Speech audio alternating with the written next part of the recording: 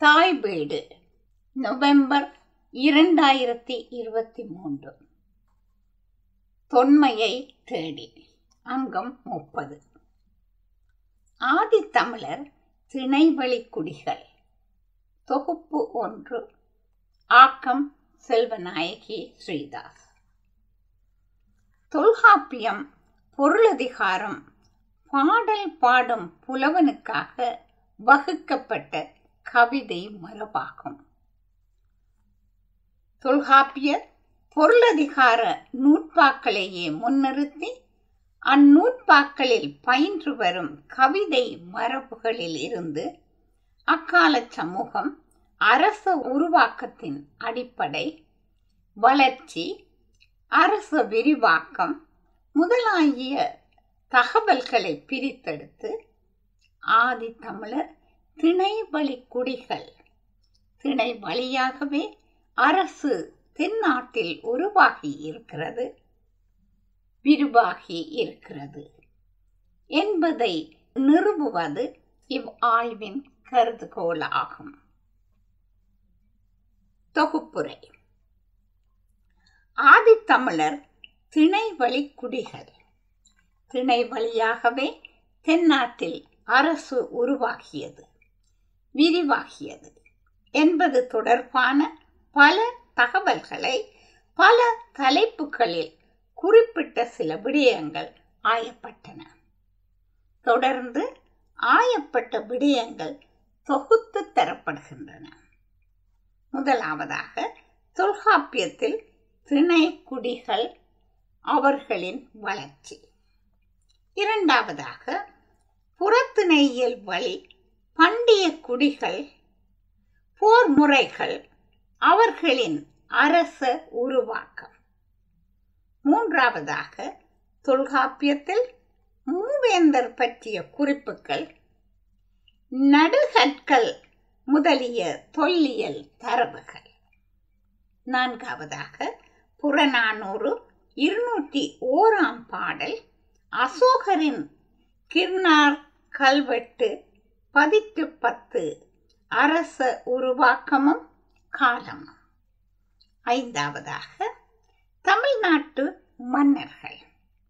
வேளிர்குடி, வேளிர் என்பவர் யார், வேளிர்குடி தொன்மை யாது, கபிலரும் இருங்கோவேளும், தலையாளங்கானத்து போர், கல்வெட்டு சான்றுகள் முதலியன ஆராயப்பட்டன.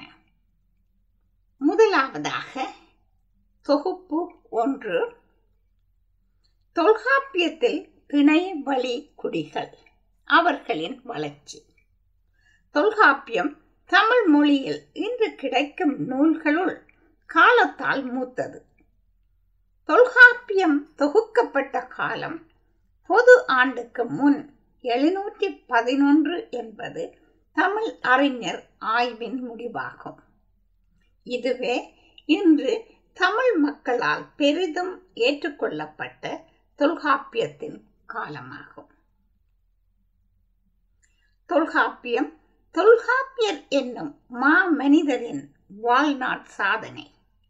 3 அதிகாரங்களையும் 1611 நூற்பாக்களையும் கொண்ட தொல்காப்பியத்தின் முதலாம் அதிகாரமான எழுத்ததிகாரம் எழுத்தின் இலக்கணத்தையும் அதனை அடுத்த சொல்லதிகாரம் என்னும் பகுதி சொல்லின் இலக்கணத்தையும் கூறுகிறது. உலகில் எழுந்த இலக்கண நூல்கள் யாவும் மொழிக்கு இலக்கணம் வகுத்திருக்க, வாழ்வியலுக்கு இலக்கணம் வகுத்த பெருமை தமிழ் மொழிக்கு மட்டுமே உரியது. தொல்காப்பியத்தின் இறுதி அதிகாரமான பொருளதிகாரம் அக்காலத்தில் வாழ்ந்த மக்களின் வாழ்க்கை இலக்கணத்தை 656 நூற்பாக்களில் கூறுகிறது. 1. தொல்காப்பியம் இலக்கண நூற்பாக்களை மட்டுமே கொண்டது. தொல்காப்பியத்தின் நூற்பாக்கள் தவிர அவர்கால விளக்கங்கள் எதுவும் தொல்காப்பியரால் கொடுக்கப்படவில்லை. இரண்டாவதாக இத்தகைய பழமை வாய்ந்த தொல்காப்பியத்தை பிற்கால உரையாசிரியர் வழி படிக்க பழகி கொண்டோம். தொல்காப்பியத்திற்கு முதலாக உரை கண்டவர் இளம்பூரணர். இவர் உரையே பின்வந்த உரையாசிரியர்கள் அனைவரது உரைகளுக்கும் அடிப்படையாக அமைந்தது. இளம்பூரணர் காலம் பொது ஆண்டின் பின் 11ஆம் நூற்றாண்டு என்பது அறிஞர் கருத்து. அதாவது தொல்காப்பியத்திற்கும் முதலாவது உரைக்கும் இடைப்பட்ட காலம் ஏறக்குறைய 18 நூற்றாண்டுகள். மூன்றாவதாக தொல்காப்பியத்துக்கு உரை கண்டவர்கள் தொல்காப்பியம் எழுவதற்கு காரணமான இலக்கியங்கள் காலத்தால் இறந்தொழிந்த காரணத்தால் சங்க செய்யுட்களான 8 தொகை 10 பாட்டு அவற்றின் காலம் பொது ஆண்டிற்கு முன் 5ஆம் நூற்றாண்டு முதல் 1ஆம் நூற்றாண்டு வரையிலான காலப்பகுதி, 8 தொகை 10 பாட்டு முதலிய இலக்கியங்களில் இருந்தே உரையாசிரியர்கள் எடுத்துக்காட்டுகளை கையாண்டிருக்கின்றார்கள். எனவே எடுத்துக்காட்டுகள் எத்துணை தூரம் மூல நூற்கருத்துடன் ஒத்துப்போகின்றன என்பது கேள்விக்குறி. நான்காவதாக ஆதித்தமிழர் தொடர்பான மானிடவியல் தகவல்களை தாங்கி நிற்பது தொல்காப்பியம். பொருளதிகாரம். தொல்காப்பியம் பொருளதிகாரம் திணைக்குடி மக்களின் வாழ்வியல் பற்றி தெளிவாக விளக்கும் பகுதியாகும். உலகின் அனைத்து நிலப்பரப்புகளும் அவ்நிலப்பரப்பின் தட்ப வெட்ப நிலைக்கு ஏற்றாற்போல முல்லை, குறிஞ்சி, மருதம், நெய்தல் என்னும் 4 வகை நிலப்பரப்புகளையும் தனக்கென ஒரு குறிப்பிட்ட நிலப்பரப்பு அற்றதும் கால நிலை காரணமாக ஆக்கப்பட்டதுமான பாலை எனப்படும் நிலப்பகுதியையும் கொண்டதாக இருக்கும். இதனையே தொல்காப்பியர் அகத்திணையியலில் நடுவன் 5 நடுவன் அது ஒளிய படுதிரை வையம் பாத்திய பண்பே அகத்திணையியல் 2வது நூற்பா. இந்நூற்பாவில் வையம் பாத்திய பண்பு என்று இதனையே தொல்காப்பியர் குறிப்பிடுகிறார். அதாவது உலகம் பகுக்கப்பட்ட இயல்பு இதுதான் என்கிறார். ஏறக்குறைய 3000 ஆண்டுகளுக்கு முன் தமிழ்நாட்டில் வாழ்ந்த மக்களும் வாழ்க்கையின் பல வகையான தளங்களையும் கண்டு அவற்றையெல்லாம் கடந்து சுய தேவைக்காக குழுக்களாக கூடி வாழும் கட்டத்தை அடைந்தார்கள். மனிதன் ஒரு சமுதாய நிறுவனமாக, நில உடைமை சமுதாயமாக விளங்கி அதன் நீட்சியாக தனக்கென நிலையான ஒரு இடத்தை தேர்ந்து வாழத் தொடங்கி இருக்கலாம். எனவே தனி மனித நிலையிலிருந்தே சமூக அமைப்புகள் உருவாவதற்குரிய குழுக்கள் வளர்ச்சி பெற்றிருக்க வேண்டும். இவை பற்றி விளக்கமாக இத்தொடரின் தொடக்க பகுதிகள் கூறுகின்றன. தமிழ்நாட்டில் திணைக்குழுக்களாக வாழத் தொடங்கிய காலத்தில் இருந்து அவர்களின் வாழ்வின் முறை அவர்கள் வாழ்ந்த நிலப்பரப்புகளின் சூழலை பொறுத்து வேறுபட்டமை ஆராயப்பட்டது. இனக்குழு சமூக வாழ்க்கை முறை நில அடிப்படையில் தான் தோன்றியிருக்கு. திணை நில மக்கள் பற்றியும் அவர்கள் வாழ்ந்த நிலம் பற்றியும் காலங்கள் பற்றியும் நிலம் காலச்சூழலுக்கும் தேவைக்கும் ஏற்ப அவர்கள் உழைப்பு அமைந்தவை பற்றியும் அவர்கள் உழைப்பின் அடிப்படையில் தம் வாழ்க்கையை அமைத்து கொண்டமை பற்றியும் தொல்காப்பியம் மிக தெளிவாக விளக்குகிறது. சமகாலத்தில் இந்நிலப்பரப்புகளிடையே காணப்பட்ட ஏற்றத்தாழ்வுகள் வேறுபாடுகளை புறத்திணையியல் மிகச் சிறப்பாக காட்டுகிறது. போர் பற்றியும் போர் முறைகளை பற்றியும் கூறும் புறத்திணையியலின் கூறிய தகவல்களில் இருந்து கூறப்படாத ஊகிக்கக்கூடியதான தகவல்கள் மிகவும் மாறுபட்ட வாழ்வியல் முறையை, அரசியல் வழக்குகளை காட்டுவதாக உள்ளது. சமகாலத்தில் ஒரு நாட்டின் பல்வேறு பகுதிகளின் நிலையும் வேறுபட்டு காணப்பட்டன. அனைத்துக்கும் நிலம், பொழுது என்னும் முதற் பொருளே காரணம். இவை ஏற்கனவே ஆராயப்பட்டவை. இங்கு சிறு குறிப்பாக தரப்படுகிறது. முல்லை நிலம் காடும் காடு சார்ந்த பகுதியும். முல்லை நிலத்தில் வாழ்ந்தவர்கள் ஆயர், வேட்டுவர். அவர்கள் தொழில் பசுக்கள், எருமைகள், ஆடுகள் முதலிய கால்நடைகளை வளர்த்து பயன்பெறுவது ஆகும். மந்தை மேய்ப்பதற்காக புல் வெளிகளை தேடி காடுகளில் வாழ்ந்த காலம் அது. முல்லை நில மக்களின் வாழ்வு சிறப்பாக இருந்திருக்கிறது. அண்டை அயலார் அவர்களை பார்த்து பொறாமைப்படும்படியாக இருந்திருக்கிறது. குறிஞ்சி நில வாழ்க்கை முறையை முல்லை நில வாழ்க்கை முறையுடன் ஒப்பீட்டளவில் பார்க்கும் போது முற்றிலும் வேறுபட்டதொரு பொருளாதார நிலையை காணக்கூடியதாக உள்ளது. குறிஞ்சி நிலத்தவர் குறவர், குறத்தியர். தொழில் கிழங்கு அகழ்தல், தேன் எடுத்தல், தினையும் நெல்லும் விதைத்தல், தினை புனம் காத்தல் முதலியன. வேறுபட்ட பொருளாதாரம் வேறுபட்ட வாழ்க்கை நிலையை உருவாக்கி இருக்கிறது. மருத நில வாழ்க்கை முறையை முல்லை குறிஞ்சி நில வாழ்க்கை முறையுடன் ஒப்பிடும் பொழுது பொருளாதாரத்தில் மட்டுமல்ல, கலை பண்பாட்டு வளர்ச்சியிலும் உயர்நிலை பெற்றவர்களாக ஏனைய சமூகங்களை விட முற்றிலும் வேறுபட்டவர்களாக காணப்படுகிறார்கள். நாகரிகம் மருத நிலத்திலேயே வளர்ச்சியுற்றது என்று வரலாற்று ஆசிரியர்கள் கூறும் அளவுக்கு வளர்ச்சி பெற்ற ஒரு சமூகமாக தொல்காப்பியத்தில் காட்டப்படுகிறார்கள்.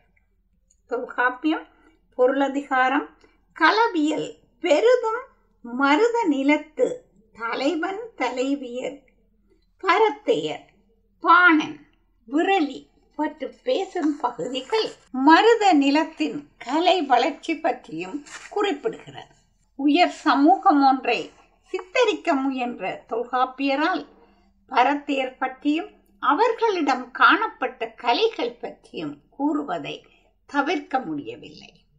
சமகாலத்தில் முல்லை, குறிஞ்சி, மருதம் ஆகிய 3 நிலப்பகுதிகளிலும் வாழ்ந்த திணைக்குழு சமூகங்கள் ஒவ்வொன்றும் வெவ்வேறுபட்ட சமூக பொருளாதார நிலைகளை காட்டி நிற்கின்றன.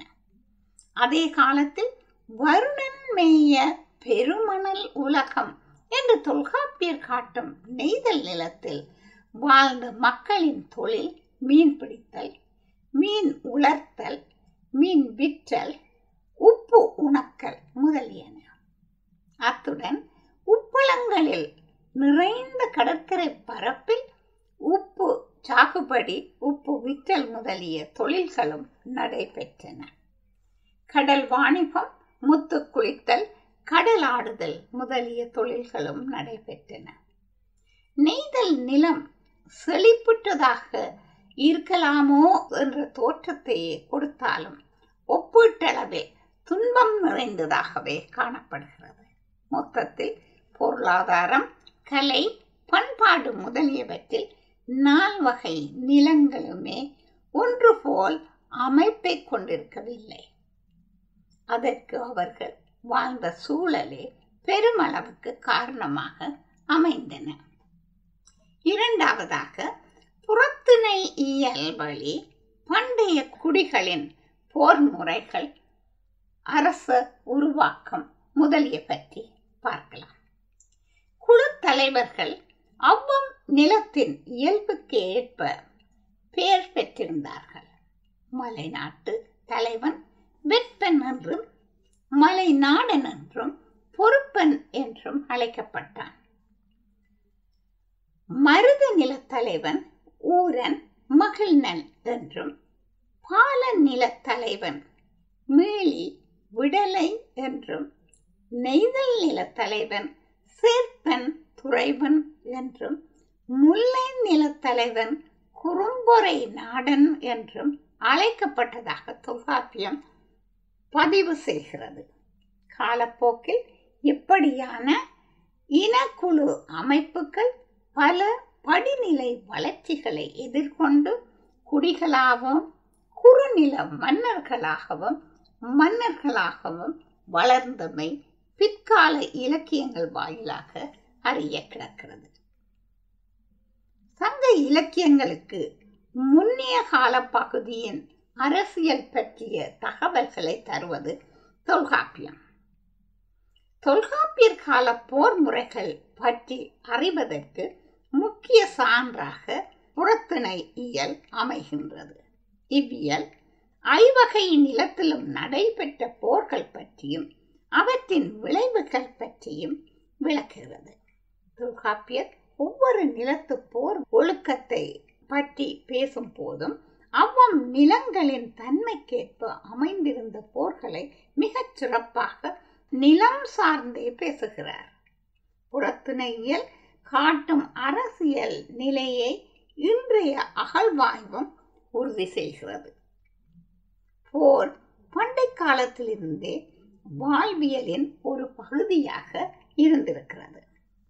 ஓதல், பகையே, தூது இவை பிரிவே என்று தொல்காப்பியத்தில் பிரிவிற்கான காரணங்களுள் ஒன்றாக பகைவயிற் பிரிதல் கூறப்படுகிறது. அக ஒழுக்கம் நிலம் சார்ந்து முல்லை அதாவது இருத்தல், குறிஞ்சி புணர்தல், பாலை பிரிதல், மருதம் ஊடல், நெய்தல் இரங்கல் என வழங்கப்பட்டு வந்திருக்கிறது. இவை போலவே புற ஒழுக்கமும் நிலம் சார்ந்து வெட்சி, வஞ்சி, உளிஞை, தும்பை, வாகை என வழங்கப்பட்டன. குறிஞ்சி நிலத்து பொருளாதாரம் அண்டைய நிலமான முல்லை நிலம் போல உயர்ந்ததாக இருக்கவில்லை. ஆனிரை மேய்த்தல் முல்லை நில மக்கள் தொழிலாகும். ஆடு மாடு முதலிய கால்நடைகள் விரைவில் இனம் பெருக்கும் தன்மையன. முல்லை நில மக்கள் மந்தைகளை வளர்த்து அவற்றிலிருந்து பால், தயிர், நெய், மோர், ஊன், தோல் முதலிய பயன்களை பெற்று வளமாக வாழ்ந்தார்கள். முல்லை நிலத்தாரின் ஆனிரைகள் அயல் நிலத்தார் கவனத்தை கவர்ந்தன. குறிஞ்சில நில மக்கள் தமது அடிப்படை தேவைக்காக அண்டை நிலமான முல்லை நிலத்தில் இரவு நேரத்தில் யாரும் அறியாது களவில் சென்று ஆனிரைகளை கவர்ந்து வருவார்கள். இதுவே வெற்றி போரின் தொடக்கமாக இருந்திருக்க வேண்டும். வெற்றிதானே குறிஞ்சியது புறனே என்று பொருளதிகாரம் புறத்திணையியல் 1வது நூற்பா கூறுகிறது. ஆனிரை கவர்தல் பொருட்டு படைகள் தொடங்கிய பயணத்தின் ஒவ்வொரு படிநிலைகளையும் தொல்காப்பியர் துறை என்று குறிப்பிடுகிறார். எதிரிகளிடமிருந்து வேறுபடுத்தி தம்மை அடையாளம் காண்பதற்கு அணிந்து கொள்வது தமது ஊர்ப்புறங்களில் அதிகமாக காணப்படும் வெட்சி என்னும் பூவாகும்.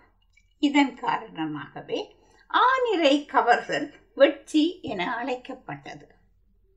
தொல்காப்பியர் காலத்தில் குறிஞ்சி நிலப்பகுதியில் ஒழுங்கமைக்கப்பட்ட ஊர்காவல் நடைபெற்றிருக்கிறது. வேந்தனுடைய ஆணைப்படி ஊரின் முனைப்பகுதியில் இருக்கும் வீரர்கள் வேற்று புலத்தில் ஆனிரை கவரச் செல்வார்கள். அம்முனை பேர் பகுதியில் தங்கியிருக்கும் முனைவர்கள் என்னும் அத்தலைவர்கள் படையை தலைமை தாங்கி செல்வார்கள். இதையே தொல்காப்பியர் வேந்து விடு முனைஞர் வேற்று புலக்களவின் ஆ தந்து ஓம்பல் மேவற்று ஆகும். தொல்காப்பியம் புறத்திணையியல் நூற்பா 2 என்று கூறுகிறார். ஆ தந்து ஓம்பல், கவர்ந்து வந்த பசுக்களை சொந்தக்காரர் மீட்டு செல்லாதவாறு பாதுகாத்தலாகும். பண்டை காலம் முதலாக தமிழ்நாட்டின் பெரும்பாலான மேற்கு மலை பகுதிகளில் வேளிர் இனக்குழுக்களின் ஆட்சிக்கு இருந்தன. பிற்கால சங்ககால இலக்கியங்களும் இதனையே உறுதி செய்கின்றன. தொல்காப்பியர் காலத்தில் வெற்றி போருக்கு போன திணைக்குழுவினர் வேளிரா? இது சிந்திக்க வேண்டிய விடயம். வேளிர் காலம் தொல்காப்பியரை விடவும் தொன்மையானது என்பதற்கு சான்றுகள் உள்ளன. இருங்கோவேள் என்னும் வேளிர்குடி மன்னனை கபிலர் பாடிய பாடல் வரிகள் இவ்விடத்தில் நினைவு கூறத்தக்கவை. அவை வருமாறு: 49 வழிமுறை வந்த வேளிருள் வேளே விரல் வேல் அண்ணல். புறநானூறு நூற்பா 201. வெற்றி திணையில் 14 துறைகளும் கூறும் செய்திகள் ஒரு பெரும் போரை குறிப்பதாக இல்லை. ஆகோல் ஆனிரைகளை பங்கிட்டுக் கொள்ளுதல், ஆகொண்ட வெற்றியை கொண்டாடுதல், நிறைகளை இரவலருக்கு பரிசாக கொடுத்தல் முதலிய செய்திகள் அரச உருவாக்க கால நிலையையே காட்டுகின்றன. வெற்றி போரில் காலாட்படை மட்டுமே கலந்து கொண்டிருக்கிறது. தொல்காப்பியரும் இதனை பூசல் மாற்று என்றே குறிப்பிடுகிறார். வெற்றி துறைகள் பற்றிய செய்திகளை கொண்டு கூட்டி பார்க்கும் போது இவை குழுக்களிடையே நடந்த பூசல்கள், அப்பூசல்களில் விளைவான குழு தலைமைகளின் தோற்றம், அவற்றின் வளர்ச்சியான அரச உருவாக்கம் என்பவற்றை காட்டி நிற்கின்றன. வெற்றி திணையினது துறை பகுதிகள் மூலம் பண்டை காலத்தில் திணைக்குழுக்களின் தொடக்க கால வாழ்க்கை முறையை புரிந்து கொள்ளக்கூடியதாக உள்ளது. பொதுமன்றில் குழுக்களிடையே நடந்த ஆகோல் முன்னெடுப்புகள், முல்லை நிலத்தில் திருட்டுத்தனமாக புகுந்து வேவு பார்த்தல், களவில் பசுக்களை கொள்ளுதல் முதலியவற்றை கூறும் பகுதிகள் தொடக்கம். இவை தொடக்க காலத்தில் குழுக்களிடையே தேவைக்காக நடந்த பூசல்களை குறிப்பவையாக காணப்படுகின்றன. ஆதியில் குழுக்களிடையே உணவுக்காக ஆனிரை கவரவும், கவரப்பட்ட ஆனிரைகளை மீட்கவும் நடந்த பூசல்களே நாளடைவில் ஆனிரைகள் செல்வமாக பார்க்கப்பட்ட போது போர்களாக உருவெடுத்தன. எனவே ஆதியில் நடந்த வெற்றி போர்கள் எனப்படுபவை பூசல்களே. குறிஞ்சி நில காடுகளுக்கு மேய்ச்சலுக்காக ஆனிரைகளை கொண்டு செல்லும் ஆயர் இரவில் தங்கியிருக்கும் பொருட்டு குறும்பு என்னும் சிறு அரண் அமைத்து வாழ்வார்கள். இவ்வரண் சிறு ஊர் போல காட்சியளிக்கும். ஆனிரை கவர வரும் வெற்றியார் முதலிலே இச்சிறு அரண்களில் உள்ளவர்களை அழித்த பின்பே ஆனிரைகளை கவர முடியும். இதனையே தொல்காப்பியர் வெற்றி துணையில் ஊர் கொலை என்னும் துறையாக கூறுகிறார். இதுவே ஆதியில் நிலவிய வெற்றி திணையின் பின்புலமாக இருந்திருக்க வேண்டும். ஆனிரை மீட்டலுக்குரிய அடையாளப்பூ கரந்தை ஆகும். கரந்தை திணை நூற்பாவின் முடிவில் நடுகல் நாட்டல் விரிவாக கூறப்பட்டிருக்கிறது. வெற்றி பூசலுடன் இவை பொருந்துபவையாக அமைகின்றன. விழுப்புண் பட்டு மடிந்த வீரனுக்காக அவன் வீரத்தை போற்றும் வகையில் அவனது வீரத்தை கல்லில் ஏற்றுவது மரபாக இருந்திருக்கிறது. இதனையே தொல்காப்பியரும் காட்சி கல்கோல், நீர்ப்படை, நடுகல், சீசகு மரபில் பெரும்படை, வாழ்த்தல் என்று 2-3 மரபில் கல்லொடு புணர என்பது புறத்திணையியல் 5ஆம் நூற்பா.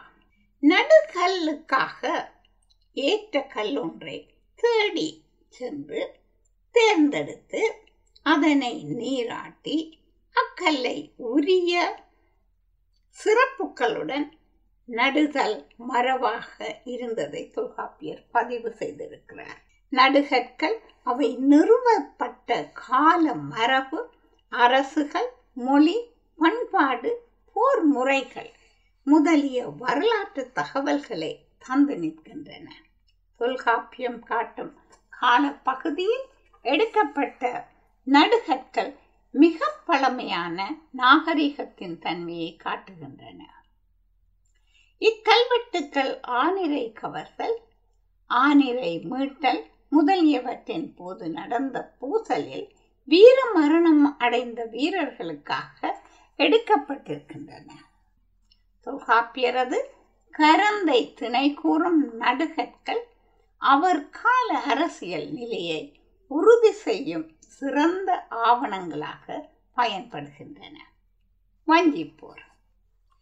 மண்ணாசையால் பிறர் மண்ணை கவர நினைத்து அவன் சோர்வுற்றிருக்கும் காலம் பார்த்திருக்கும் பகை மன்னன் தன்மேல் படையெடுத்து வருவதற்கு முன்பாகவே அவன் அஞ்சும்படியாக அவனை வென்று அடக்குவதற்கு ஏற்ற காலம், வலி காலம், இடம், வலி முதலியனவற்றை பார்த்து அவன் நாட்டின் மேல் படையெடுத்தல் நாடாளும் அரசன் கடமை ஆகும். இதனையே தொல்காப்பியர் வஞ்சிதானே, முல்லையது புறனே, எஞ்சா மன்னசை வேந்தனை வேந்தன் அஞ்சுதக தலை சென்று அடல் குறித்தன்றே என்று புறத்திணையியல் 6ஆம் நூற்பா கூறுகிறது. வஞ்சிப்போர் வெற்றி பூசலில் மாறுபட்டதாக விரிவானதாக கூறப்படுகிறது. வெற்றி பூசலில் சுய தேவை முக்கியத்துவம் பெறுகிறது. வஞ்சிப்போர் அதன் நோக்கமே வேறாகிறது. மண்ணாசை போருக்கு காரணமாகிறது. வஞ்சித்துறைகள் அனைத்தும் போருக்கு செல்வது, போர் செய்தல், போரின் பின் விளைவு ஆகியவற்றை விளக்குவனவாக அமைந்திருக்கின்றன. முல்லை நிலத்தில் நடந்த வஞ்சிப்போர் நடவடிக்கைகள் அனைத்துமே பிறர் மண்ணை தமதாக்கிக் கொள்ளும் அரச விரிவாக்கத்தையே காட்டி நிற்கின்றன. உளிஞைப்போர். உளிஞைப்போர் 2 வகையாக பார்க்கப்படுகிறது. ஒன்று, வலிமிக்க கோட்டையை படையெடுத்து வந்த வேந்தன் முற்றுகையிடுவது. மற்றொன்று, கோட்டையின் உள்ளிருந்த வேந்தன் கோட்டையை எதிரி கைப்பற்றாதபடி காத்து நிற்பது. உளிஞைதானே, மருதத்து புறனே, முழு முதல் அரணம் முற்றலும் கோடலும் என்கிறது புறத்திணையியல் 8ஆம் நூற்பா. மலை, காடு முதலிய இயற்கை அரண் அற்ற சமுதரை மருத நிலமாகும். மருத நிலத்தில் காவல் தளங்கள் பல நிறுவி பகைவர் இலகுவில் அணுக முடியாத முறையில் அமைக்கப்பட்டது அரண். அரணை அணுகுவதற்கு முன்னால் பகையரசன் மிகவும் கடுமையான காவல் காட்டை கடந்து அதன் பின் அகழியை கடந்து மதிலை நெருங்க முடியும். முழு முதல் அரணம் என்று கூறப்பட்டபடியால் தலையரணம், இடையரணம், கடை அரணம் என்று இந்த மதில்கள் 3 வகைப்படும். வெளியில் இருந்து வரும் அரசன் அரணை தாக்கி அழிப்பான். வெளியரணை வெற்றி கொண்ட பின் இடை அரணை தாக்குவான். இடையரண் கைப்பற்றப்பட்ட பின் கடை அரண் முற்றாக அழிக்கப்படுகிறது. நாடு எதிரி மன்னனின் கைவசம் ஆகிறது. அழிவின் உச்சம் உளிஞ்சை ஆகும். இவ்வாறு 3 தரப்பட்ட மதில்களை அழித்து நாட்டை அழித்து கைப்பற்றுவது உளிஞ்சை. ஆகவே அழிவின் உச்சம் உளிஞ்சை ஆகும். மருதத்திணையில் தொல்காப்பியர் கூறும் அனைத்து துறைகளுமே மதிலின் சிறப்பு, மதிலின் சொந்தக்காரனான அகத்தோனது செல்வம், அவனது வீரம் முதலாய சிறப்புகளும், அம்மதிலை கொல்ல கருதும் புறத்தோனது பொறாமை, அரணை கைப்பற்ற நினைக்கும் திண்மை என்று போரும் போர் காரணம் பற்றியவையாகவும் அமைகின்றன. வாழ்வாதாரத்துக்காக நடந்த வெற்றி பூசலும், மண் காரணமாக பொருத வஞ்சி போரும், மதில் காரணமாக பொருத உளிஞ்சை போரும் என்று வேறுபட்ட போர்களை தொல்காப்பியம் காட்டுகிறது. இப்போர்கள் ஒன்றன் வளர்ச்சி மற்றது என்று கூற முடியாது. இப்போர்கள் அனைத்துமே அவரவர் வாழ்ந்த நிலம் சார்ந்தவையாகவே காணப்படுகின்றன. தொடரும்.